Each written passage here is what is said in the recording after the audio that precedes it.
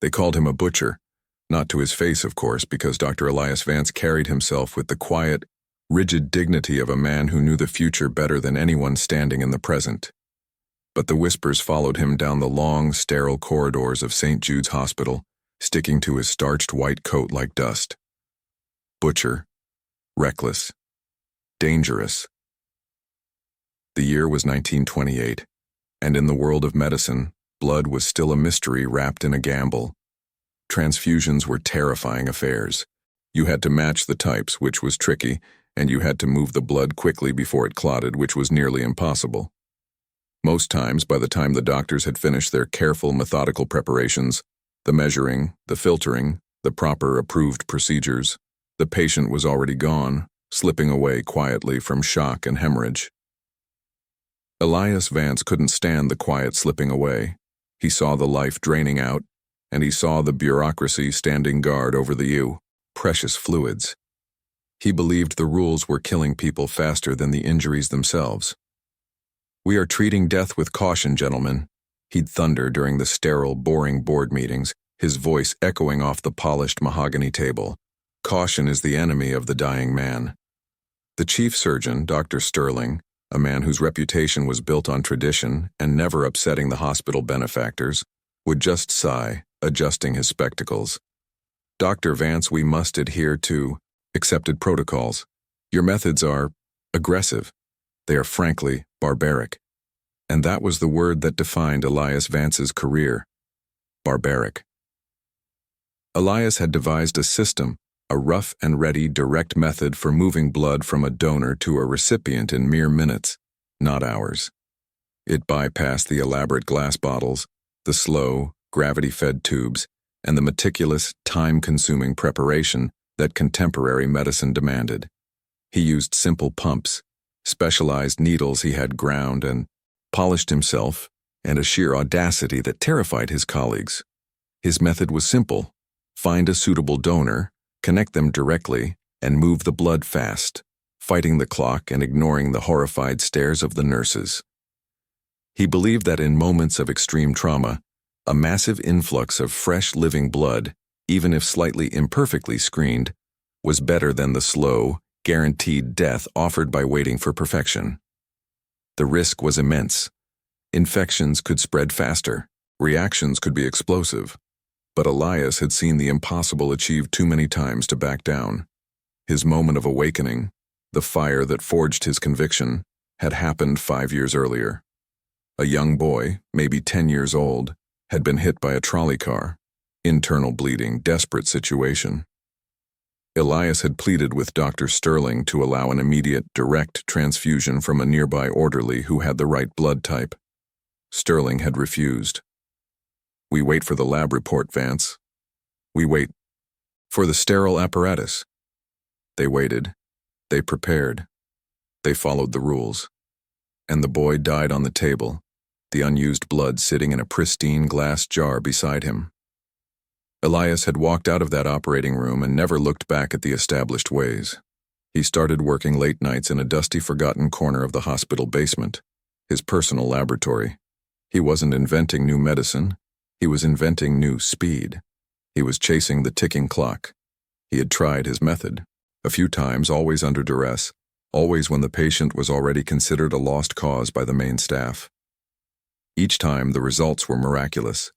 A carpenter, crushed by falling lumber, given up for dead, was revived by Elias's brutal, swift infusion. A woman hemorrhaging after childbirth, whose pulse was already a ghost, was brought back from the brink. But success didn't bring praise. It brought scrutiny. "You rushed the screening, Vance," Sterling would rage. "You could have killed him with a reaction." "But I didn't, Sterling. He lives. Your approved methods offer a clean death. Mine offer a messy life." The conflict culminated in a formal censure. The medical board ruled his direct transfusion technique grossly negligent and a throwback to medieval practice.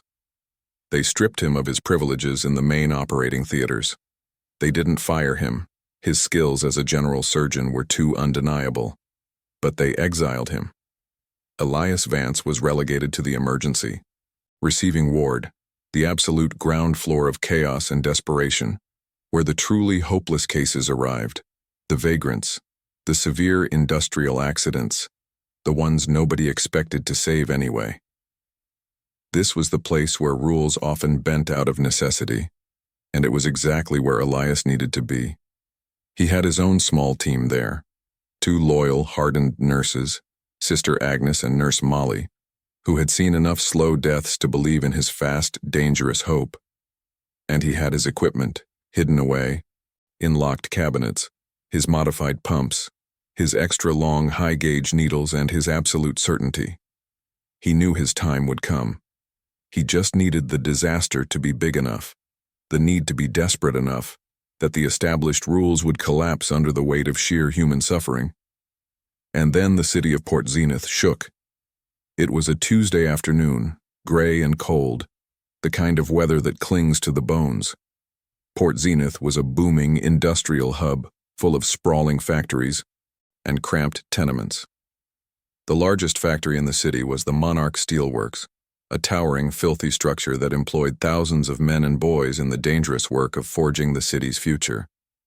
At 3:17 p.m., a massive boiler explosion ripped through the core of Monarch Steel.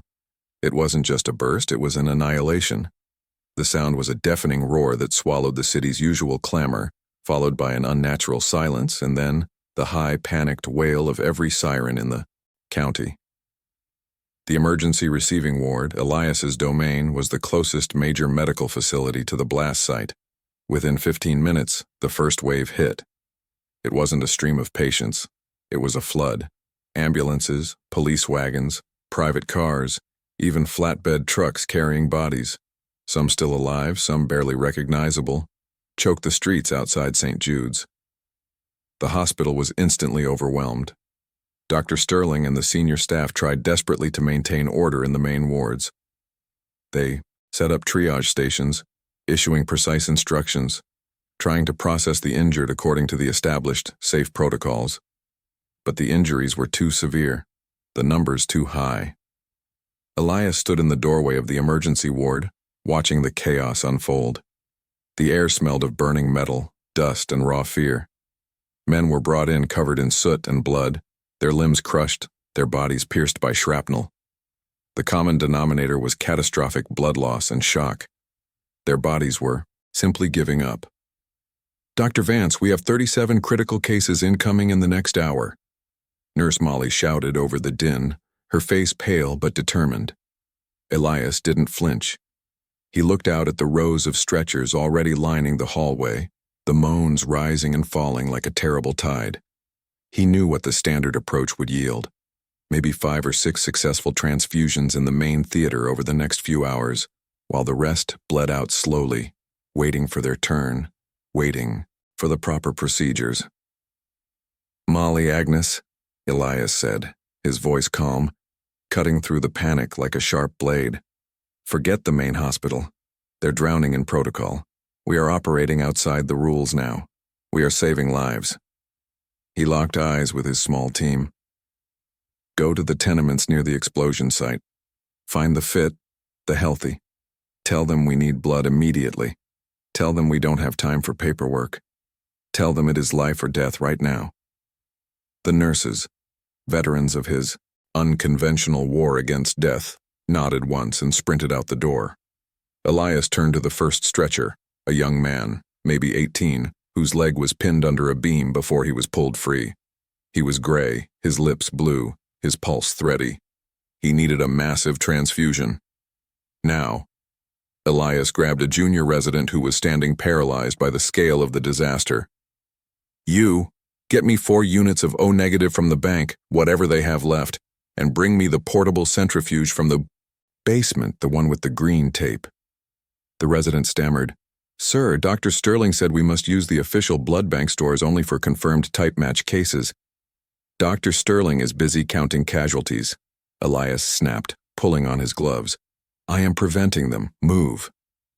The junior resident, seeing the focus in Elias's eyes, the sheer force of his will, obeyed. Elias knew the blood bank was limited. In a disaster this size, their meager supply would vanish in the first hour. He, wasn't relying on the bank. He was relying on living donors, and he was relying on speed. Within 45 minutes, Sister Agnes and Nurse Molly returned, herding a reluctant but patriotic crowd of 25 men and women, neighbors, factory workers not on shift, even a few off-duty police officers. They were scared, but they understood the urgency. "Dr. Vance, we have the donors," Agnes reported, her breathing heavy. "Good. Set up the chairs in the adjacent room. Molly, start typing them. Quickly. Just the basics. A, B, O. No cross-matching. We don't have the minutes." This was the core of his barbaric method, bypassing the meticulous cross-matching process that verified absolute compatibility, a process that could take an hour or more. Elias believed that in severe hemorrhage, the immediate volume replacement and oxygen-carrying capacity of fresh blood far outweighed the immediate risk of a minor reaction. He was betting on the patient's body being too busy fighting death to worry about minor incompatibility. It was a terrifying gamble. He began the procedures. He couldn't afford to waste time moving patients to the main operating room. He set up 4 makeshift stations right there in the receiving ward. The process was frantic, messy, and brutally efficient.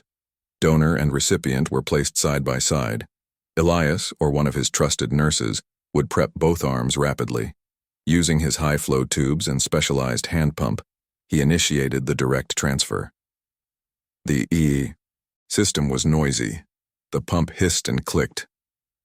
Elias worked with a focused intensity that made him seem inhuman.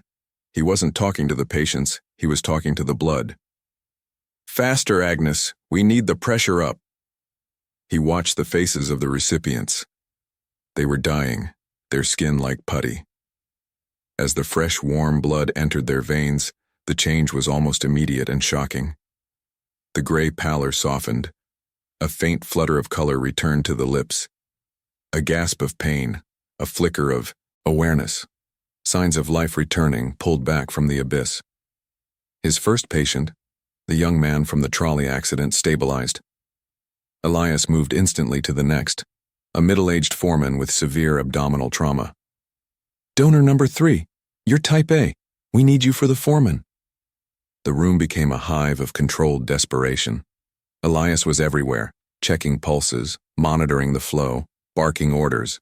He wasn't just transfusing, he was managing shock, administering pain relief, and coordinating the surgical teams who were now scrambling to catch up, performing emergency field amputations and closures. Word of the chaos in the receiving ward soon reached the main operating theater. Dr. Sterling, attempting to manage his own handful of meticulously screened cases, heard the rumors. Vance was running a blood factory downstairs. He was using untrained civilian donors. He was skipping cross-matching.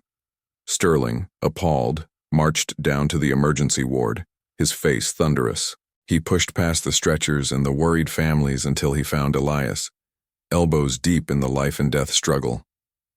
"Vance! Stop this madness immediately!" Sterling yelled, his voice cracking with indignation. "This is a violation of every protocol. You are risking widespread sepsis and massive hemolytic reaction. You are a danger to the public health." Elias didn't look up. He was monitoring the pulse of a woman who had been trapped under debris, her breathing shallow.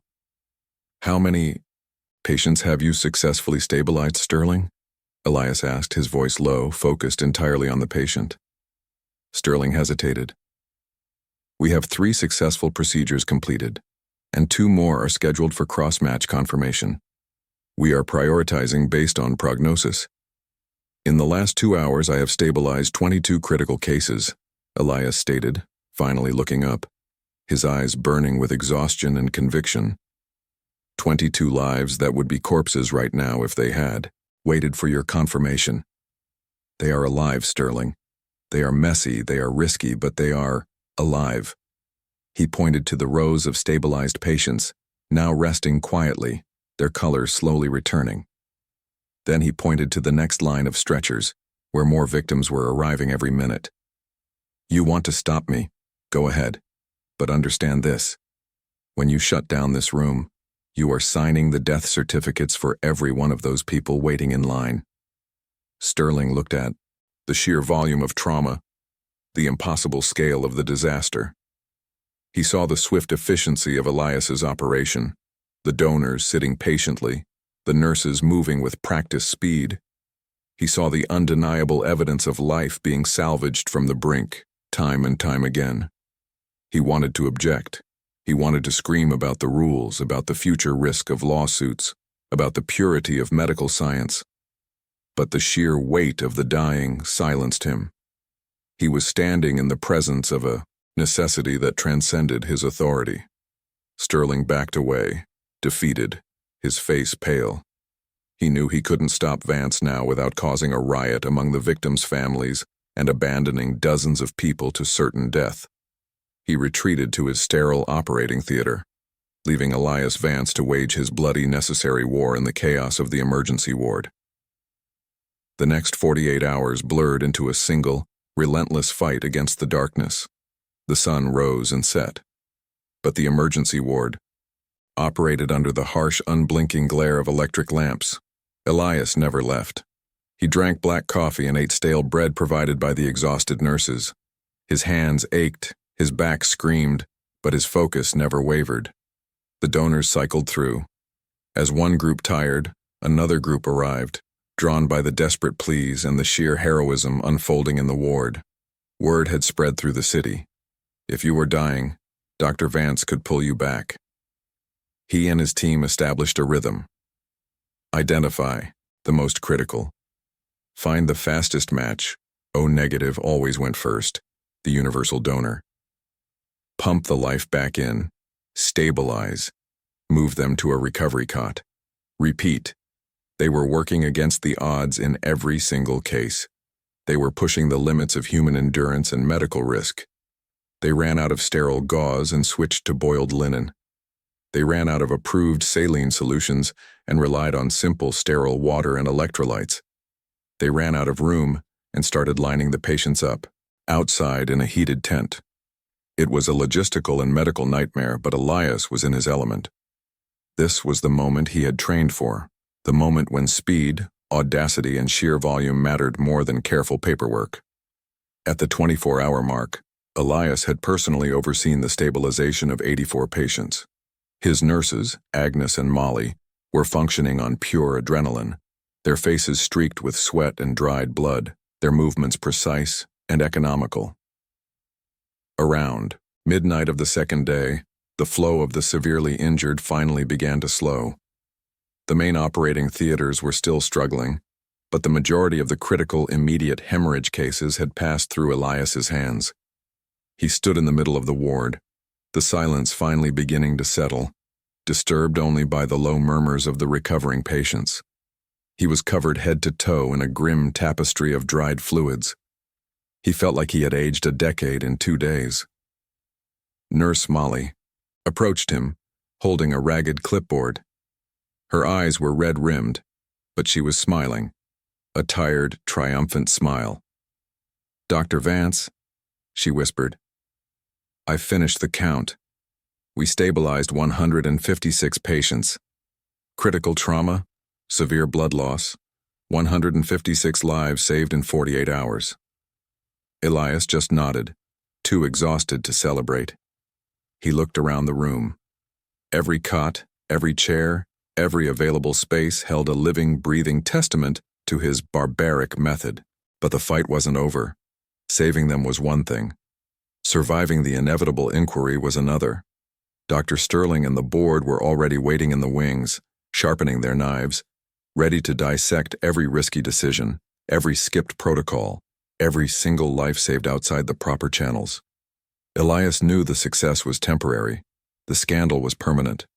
He had saved 156 lives, but he had broken 156 rules, and the medical establishment rarely forgave a hero who didn't follow the EU handbook. He finally collapsed onto a cot in the doctor's lounge, not even bothering to take off his blood-crusted coat. The exhaustion wasn't just physical.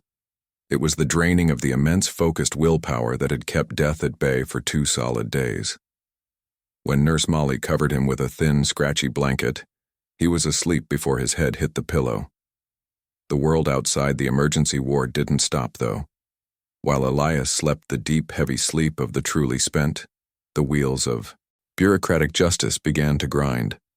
Dr. Sterling, having retreated from the bloody front lines, was now back in his element.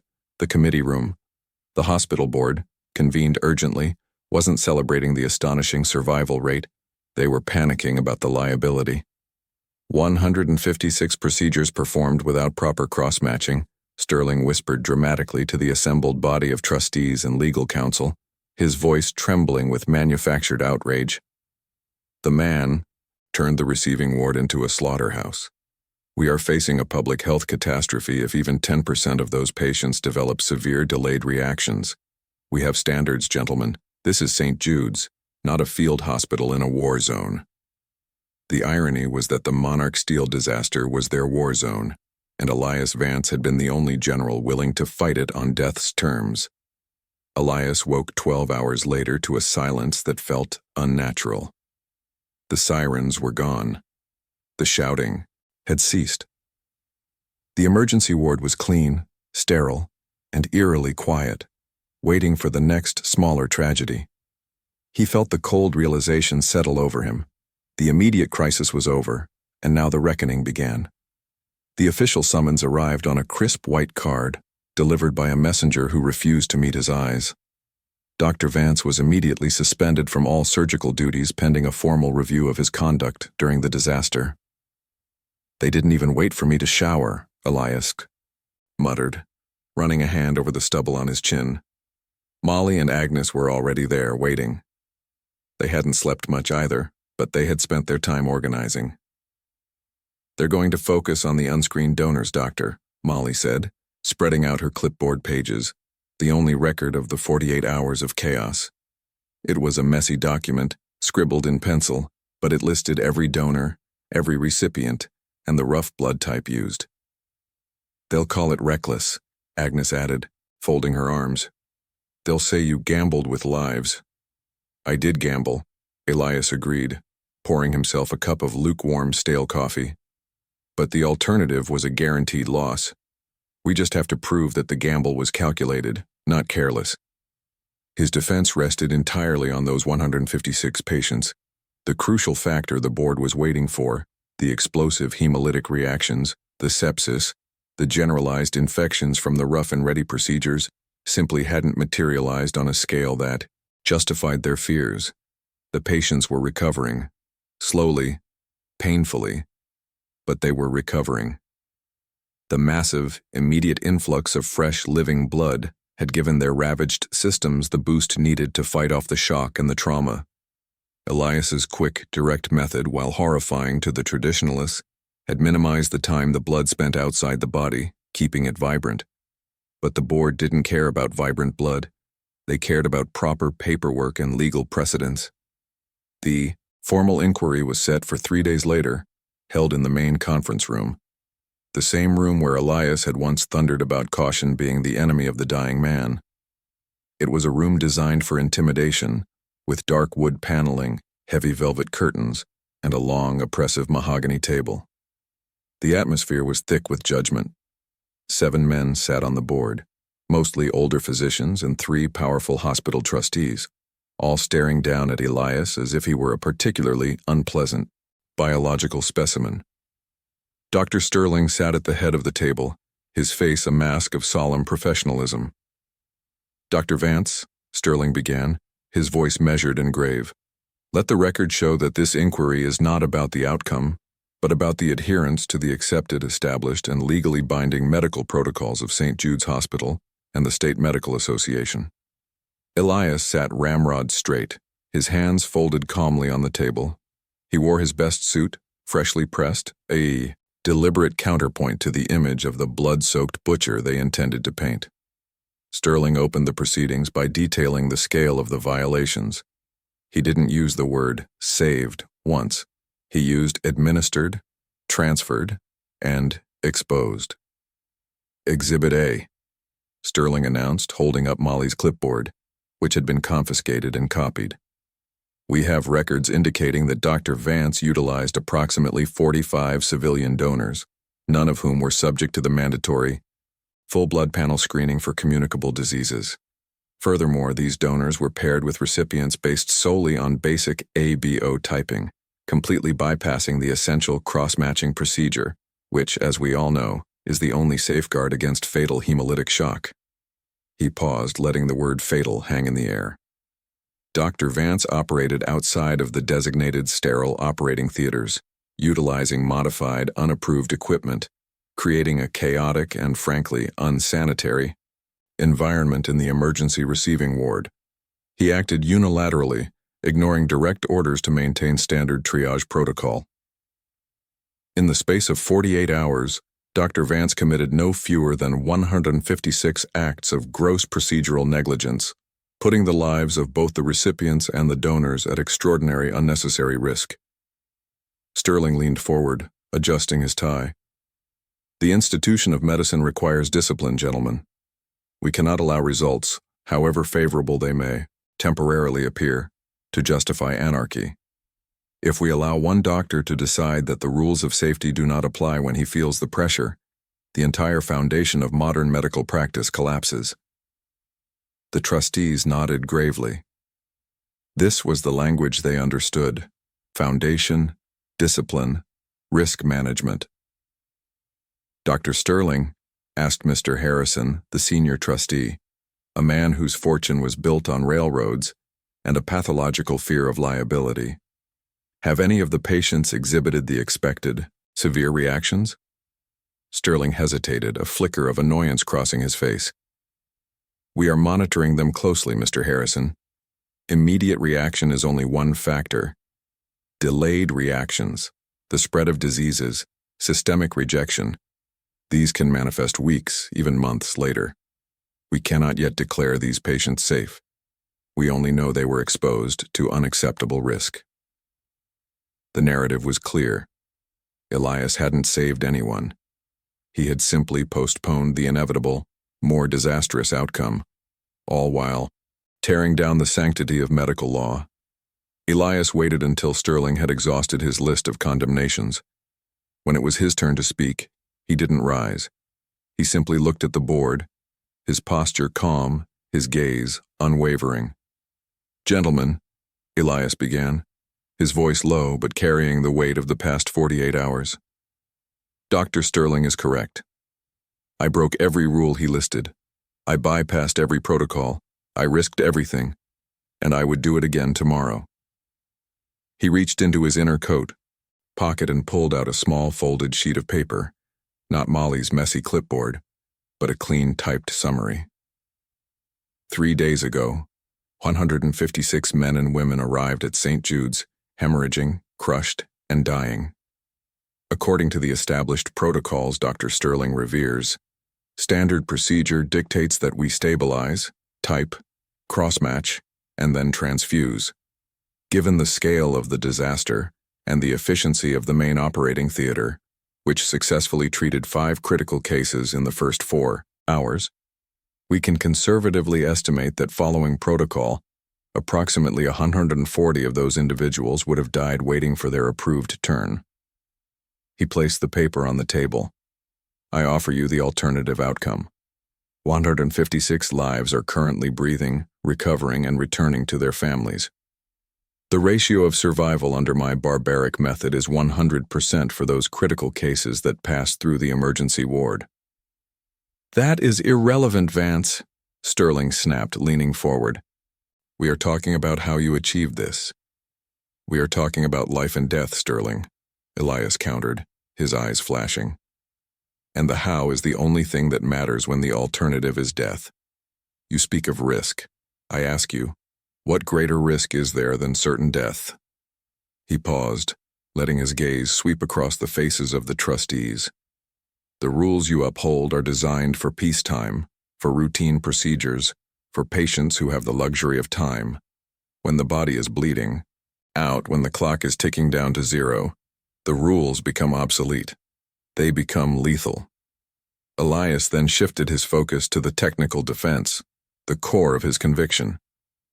The board fears hemolytic shock from incompatibility. This is a valid fear in non-emergency situations. But in massive acute hemorrhage, the patient's system is so depleted, so desperate for volume and oxygen-carrying capacity, that the immediate benefit of fresh, warm blood vastly outweighs the risk of minor incompatibility. The body is too busy fighting shock to reject the life being pumped into it.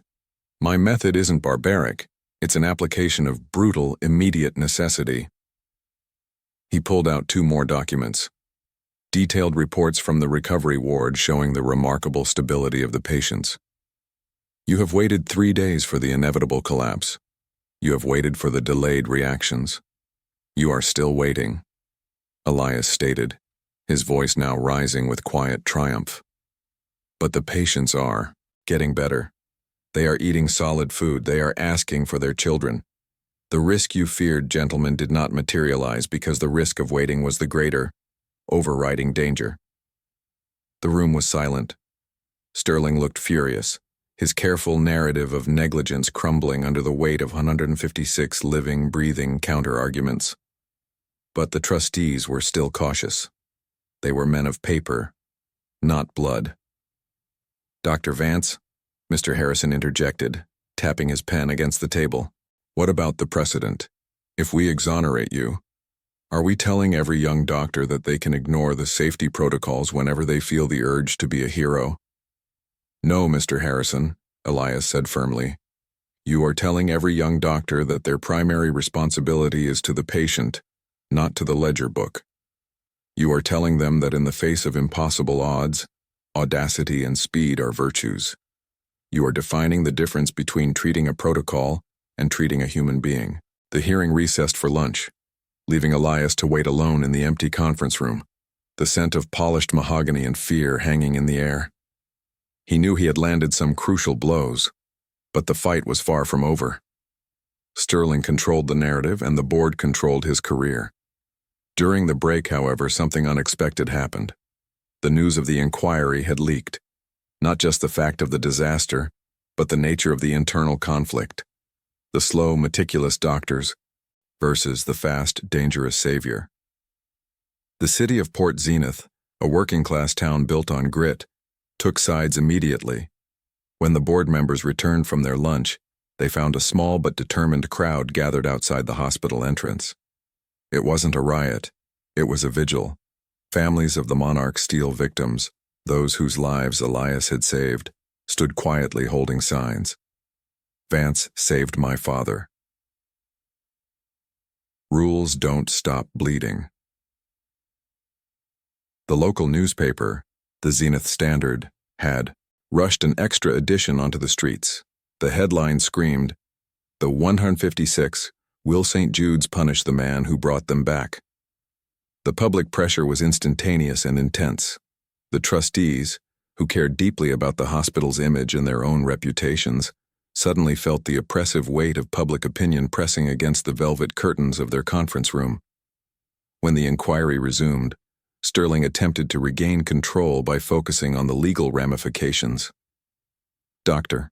Vance, let's address the matter of the donors. You utilize civilian volunteers without proper legal release forms or liability waivers. If any of these individuals were harmed, or if they later developed complications, the hospital would be entirely unprotected. The donors were informed, Sterling, Elias said, his voice now tinged with weariness. They were told it was immediate, direct, and dangerous. They volunteered because they saw their neighbors dying, and they chose to act. They were heroes, not legal risks. At this point, Nurse Molly, who had been waiting in the hall, was called in to testify. She was nervous, but her loyalty to Elias was absolute. Nurse Molly, Mr. Harrison asked gently, can you confirm that Dr. Vance instructed you to skip the full screening process? Molly looked directly at the trustees. Dr. Vance instructed us to save lives, sir. We took the basic types A, B, and O. We did not have time for the full panel. The men were dying too fast. If we had waited, we would have been collecting bodies, not blood. Her testimony, simple and raw, cut through the legal jargon. She described the chaos, the speed, and the undeniable fact that Elias had been the only one who seemed to know how to stop the hemorrhaging flood. Did you witness any adverse reactions to the transfusions? Sterling asked, trying to find a crack in the success story. We saw one patient with a minor chill, likely a slight mismatch, Molly confirmed honestly. Doctor. Vance immediately slowed the flow and administered warming blankets. The patient was stabilized within the hour. Compared to the dozens of patients whose pulses returned, whose color came back, no, sir. We witnessed miracles, not adverse reactions. Molly's testimony was followed by Sister Agnes, who corroborated the narrative of necessary speed and calculated risk. The nurses were the bedrock of Elias's defense. They were the proof that the chaos was managed, not random. The inquiry dragged on. Through the afternoon, the board members, initially unified in their condemnation, began to show signs of fracture. The legal counsel kept muttering about the unprecedented nature of the situation and the public relations disaster looming outside. Finally, Mr. Harrison cleared his throat. Dr. Vance, we recognize the extraordinary circumstances. However, the sheer volume of procedural violations is staggering. We must demonstrate that St. Jude's takes its safety protocols seriously. We cannot simply overlook this. Elias knew this was the moment of compromise, the attempt to save face while acknowledging the success. They wouldn't fire him, perhaps, but they would cripple him with censure and restrictions. If you strip me of my ability to practice medicine as I know it, you are ensuring the deaths of the next 156 people who arrive here bleeding out, Elias stated, his voice now low and intense. You are not punishing me. You are punishing the future victims of Port Zenith. He, Yao, stood up, towering over the table. Gentlemen, you have seen the proof. You have 156 reasons to look past the protocol and see the principle. The principle is this. When death is certain, caution is a crime. My method is not barbaric, it is merely fast. And speed when dealing with trauma is the very definition of life. The board deliberated for 2 agonizing hours, the sound of their muffled voices and the occasional pounding gavel audible through the thick door. Elias waited in the hall, Molly and Agnes standing silently beside him. They were ready for the worst, but hoping for the impossible. When the door finally opened, Dr. Sterling looked defeated, his usual rigid posture slightly slumped. He carried the verdict, not triumphantly, but with the weight of a heavy burden. Dr. Vance, please re-enter. Elias walked back into the room. The board members looked tired, their eyes avoiding his. Mr. Harrison delivered the decision. The board finds Dr. Vance guilty of gross, procedural non-compliance across 156 separate instances. The severity of these violations would, under any normal circumstance, warrant immediate and permanent revocation of surgical privileges. Elias braced himself. However, Harrison continued, his voice softening only slightly. The board also acknowledges the unprecedented scale of the Monarch Steel disaster and the undeniable fact that Dr. Vance's actions resulted in the stabilization of 156 critical trauma victims who would otherwise have perished under standard protocols. He paused, looking directly at Elias. We cannot, in good conscience, punish a man for saving lives, especially when the public sentiment surrounding this event is so overwhelmingly in your favor. The compromise was painful for the establishment. Therefore, the board has reached a split decision, Harrison announced. Dr. Vance is officially censured for the use of unapproved equipment and the failure to secure proper donor release forms. He is fined, a sum equivalent to 1 year's salary, to be donated to the hospital's research fund. However, the suspension of surgical privileges is lifted immediately. Elias allowed himself a small, controlled breath. He was bruised, but not broken. Furthermore, Harrison added, rubbing his temples, the board, against the strong recommendation of Dr. Sterling, has agreed to establish a provisional, specialized trauma unit under your direct supervision, Dr. Vance. This unit will be dedicated exclusively to extreme time-critical hemorrhage cases. You will be permitted to refine and utilize your rapid transfusion method within this unit, provided that meticulous records are kept on every procedure and that you conduct a concurrent hospital-approved study documenting the long-term outcomes of your patients. Elias Vance had not just survived the inquiry, he had carved out his own territory. They hadn't accepted his method as standard, but they had acknowledged its necessity. They had given him the keys to the kingdom of crisis. Sterling, unable to contain his frustration, stood up. "Mr. Harrison, this is an endorsement of recklessness. What about the risk of delayed incompatibility? What if those 156 patients start to fail in the coming months?" Elias turned to face Sterling, a genuine tired smile finally touching his lips. "Then, Sterling," Elias said, his voice calm and certain, "we will have 156 living case studies to prove my point.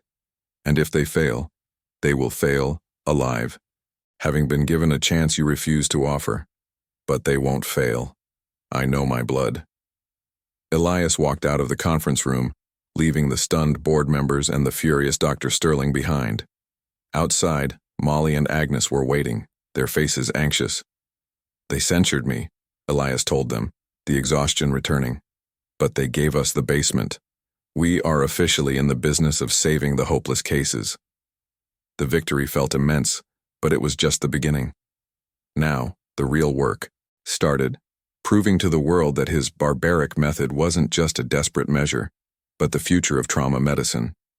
He had to monitor 156 lives, fighting not just death, but the relentless scrutiny of the entire medical establishment, waiting for one single mistake to justify their fear. The survival of those patients over the next year would determine if Elias Vance was a visionary or a charlatan. The year that followed the Monarch Steel disaster was, for Dr. Elias Vance, less a celebration of victory and more a relentless, grinding examination. He had won the battle for the emergency ward, but now he had to win the war for medical acceptance. The board had given him his unit, but it was a unit built on suspicion, constantly under the microscope. He named it the Acute Hemorrhage Response Unit, but everyone just called it the AHRU, or sometimes, less formally, Vance's Corner.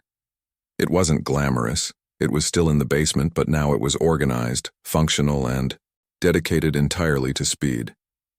Molly and Agnes were the bedrock of the AHRU.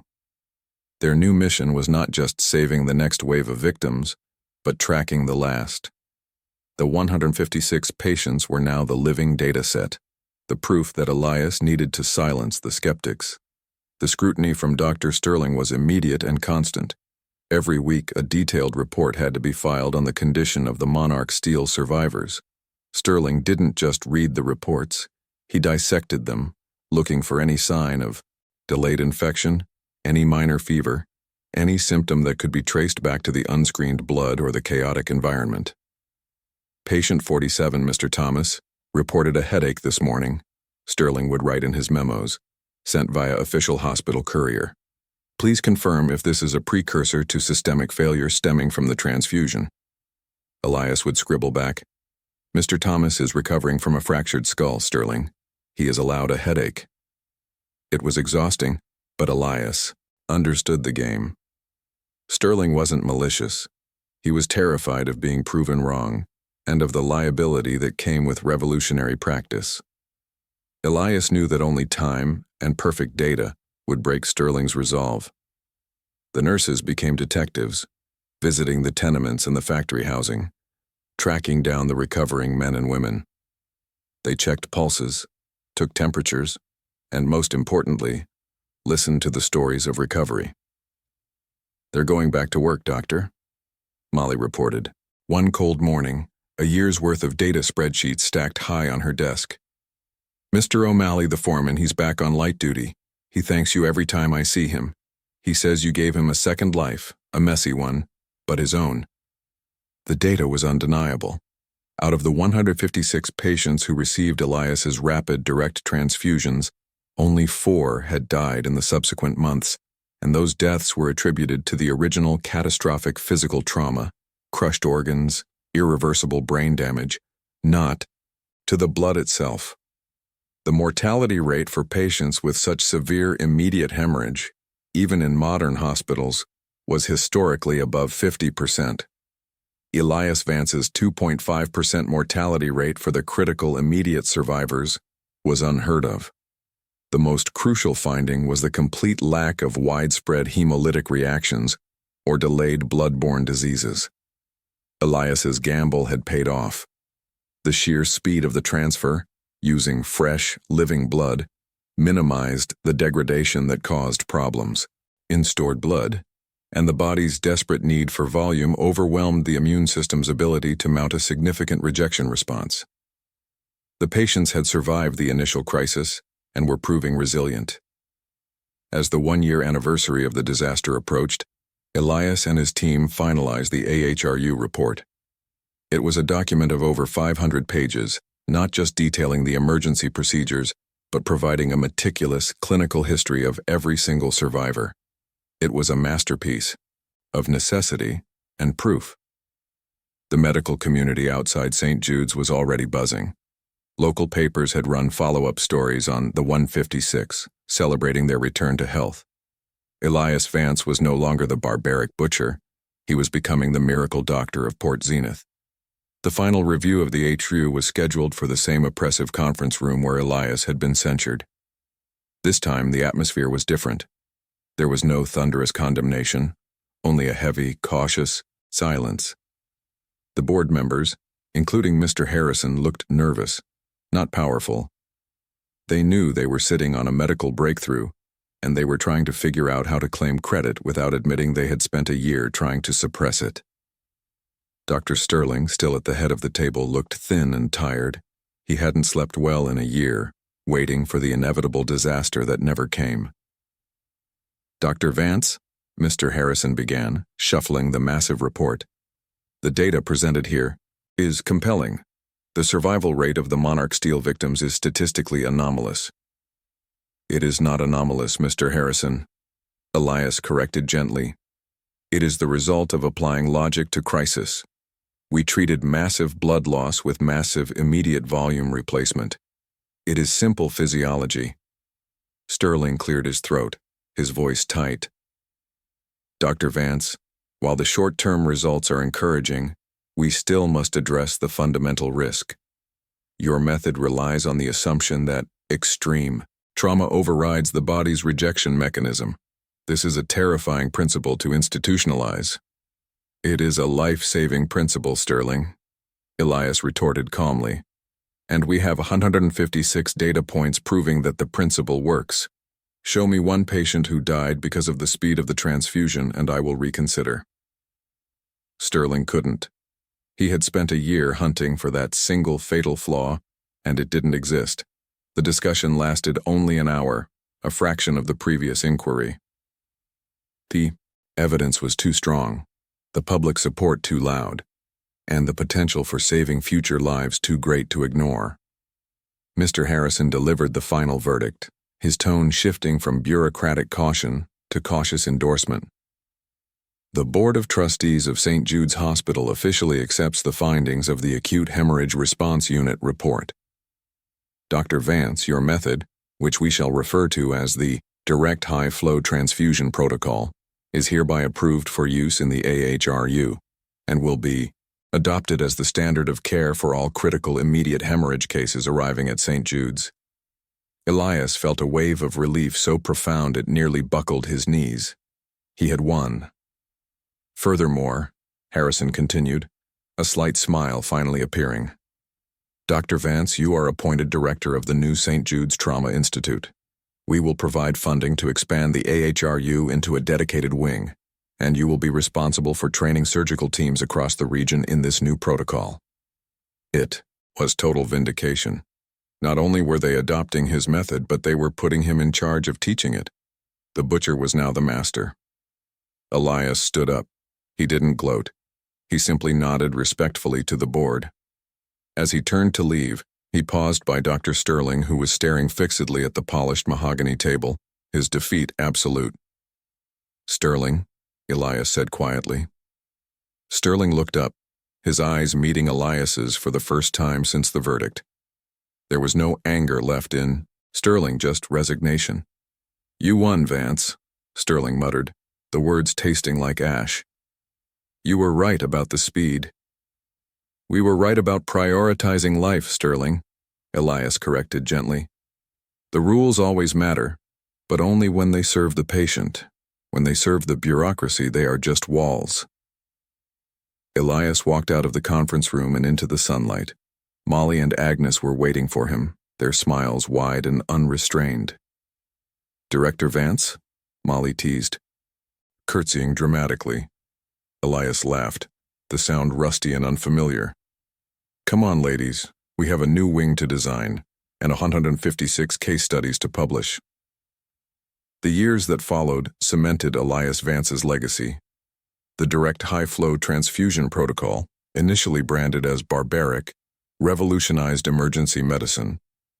Other hospitals, seeing the undeniable success and the scientific proof provided by the AHRU report, slowly began to adopt similar rapid response methods, particularly in military and industrial trauma centers. The focus of blood transfusion shifted from meticulous, time-consuming preparation to immediate, life-sustaining volume replacement in critical scenarios. Elias Vance never lost his edge. He remained the demanding, focused doctor who believed speed was sacred. He continued to work in the expanded trauma unit, training a new generation of surgeons who respected the rules but knew when to break them for the sake of a heartbeat. He had started as an outcast, exiled, to the ground floor of chaos. He ended his career as the undisputed pioneer of trauma care, the man who proved that sometimes the most sophisticated medicine is simply the fastest. He had shown the world that in the race against death, a little bit of controlled anarchy was sometimes the only prescription. And every time a life was saved in those critical bleeding minutes, it was a quiet living testament to the 156 souls who proved that a messy life is infinitely better than a clean death.